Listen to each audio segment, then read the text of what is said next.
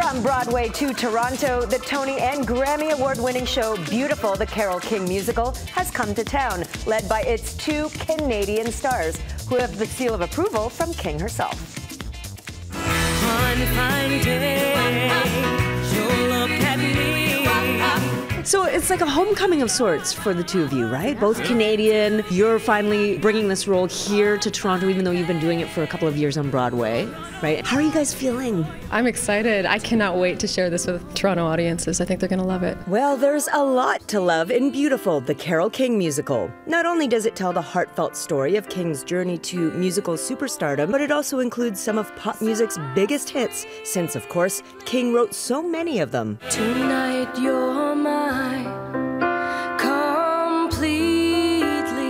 Now, were you fans of Carole King and her music before you jumped on board here? I was a huge fan, I mean, my whole life, but the thing was, I didn't realize how many songs, how many #1 hits she actually wrote until I started doing research for the show. What kind of pressure does that add to your performance, if any at all? Well, I think there can be a lot of pressure if you let yourself, kind of get in your head about it. And, because she's still around, she came to see the show. Tell us about the first time you actually met Carole King. I had an email in my inbox saying from Carol Dash, and I was like, I don't have any friends named Carol. Oh my God, it's Carole King!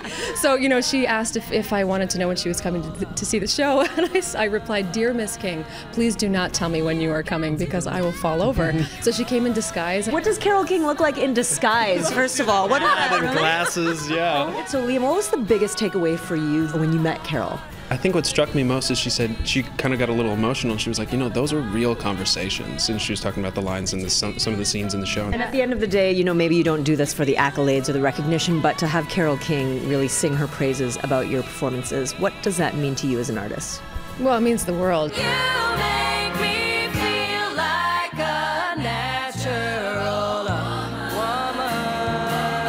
Beautiful, the Carole King Musical is playing at Toronto's Ed Mirvish Theatre now through September 3rd. We're so excited for both of you. Congratulations. Welcome back home. This is a big, big deal for all of us to have you back home as well. Thank you. It's great to be here. Yeah, it's fantastic. Thank you. Canada. So we all know Canada's pretty great. We've got a beautiful country coast to coast. Our exports include Drake, Leonard Cohen, and Jim Carrey, just to name a few. And it turns out we can count some big-name celebs among our fans. Here's a sampling of their well wishes for our big 150th straight out of Hollywood. Happy birthday, Canada, from Tracy Ellis Ross of Blackish. I got a lot of Canadian friends. I love you, Canada. Your bagels and your chocolate are really good, but I also really love your ketchup chips. Just saying. Happy birthday, Canada. Canada is celebrating its 150th birthday this year as well. Oh, wow, congratulations. So when I say Canada, what does that mean to you? It means I might have to be moving here if the things go on with Trump. Happy birthday, Canada. Happy birthday, Canada. And on that note, tune in Friday for our chat with one of the coolest Canadians ever, the one and only Shania Twain.